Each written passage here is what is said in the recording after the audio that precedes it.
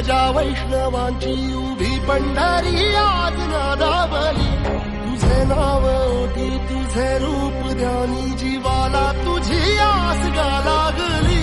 जरी बाप साऱ्या जगाचा परी तू आम्हाले कराची विठू माऊली.